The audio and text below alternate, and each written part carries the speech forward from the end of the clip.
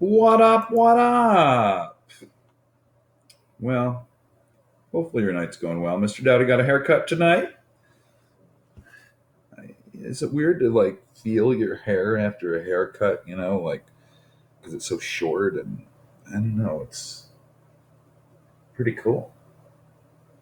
Anyways, I was driving home. I was thinking, what if, what if we tried to make what up like a nationwide movement? Like I was thinking, like when I'm going to the airport and checking in with the TSA agent, if I when I got up there, I'm like, what up, what up? They probably arrest me, thinking I'm some kind of lunatic.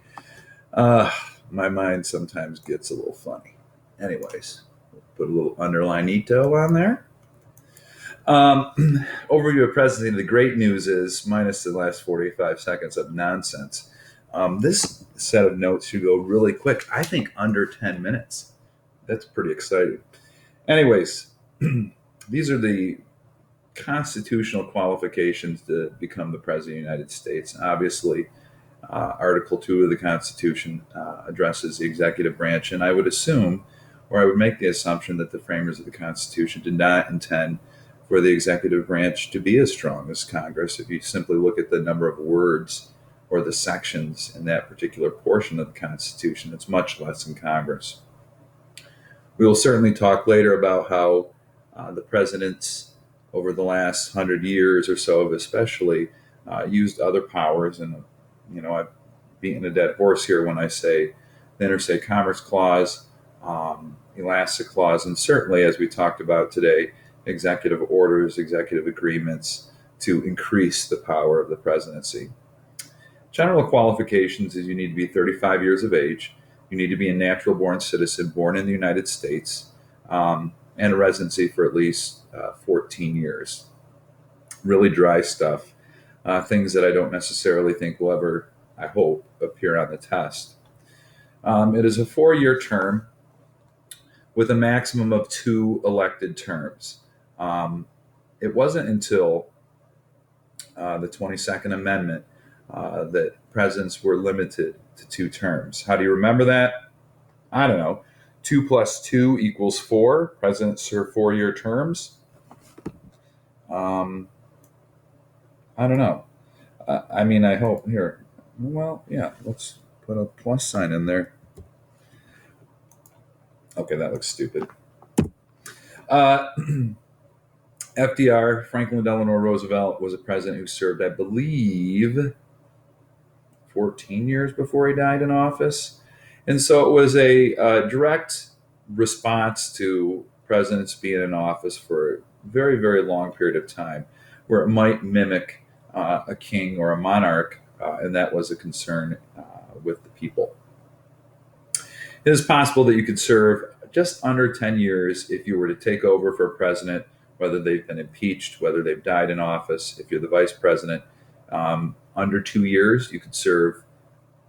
If it was a year and a half, let's say if something, knock on wood, were to happen to Barack Obama and Biden was to take over now, he'd serve under 2 years of Barack Obama's last term. In theory, he could serve then 2 more full 4-year terms. Compensation is a lot of money, about $400,000 for the president. And that's a lot of money. And as you know, the president has just about everything taken care of for him. So it's not as if the president has to spend a lot of his own money. Um, and of course, Congress sets a salary for the presidency.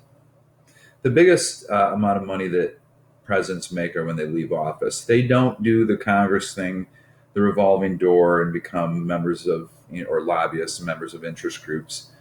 Typically, what they do is they write a book, and you can get probably today $20 to $25 million simply for writing a book, and then they go around speaking. Bill Clinton is very popular on the speaking circuit. So if you are a Democratic organization, if you're an interest group who leans Democratic, if you're a foreign country, you may be willing to pay hundreds of thousands of dollars for a speech by the president. So they make a lot of money. They don't have to. A lot of presidents do outreach. Jimmy Carter Did a lot of outreach overseas when he left office. So each president does their own thing. George W. Bush killing a few rattlesnakes on the ranch. That sounds like the best job in the world. Um, Presidential secession: if a president were to die, resign, or become incapacitated, the secession is Speaker of the House. We need to update this. It's Paul Ryan now. President pro tempore of the Senate. Who cares? I don't even remember who it is. And then the Secretary of State, John Kerry. And there's a list of the other cabinet positions, Secretary of Defense, etc., under that. But how would it ever get that low? If the president is disabled for some period of time, maybe they're going under, anesthesia for surgery, etc. The vice president would, of course, become the acting president. Again, this does not happen very often, but presidents have had surgery, and just in case, you never know whether you're going to come out of surgery alive.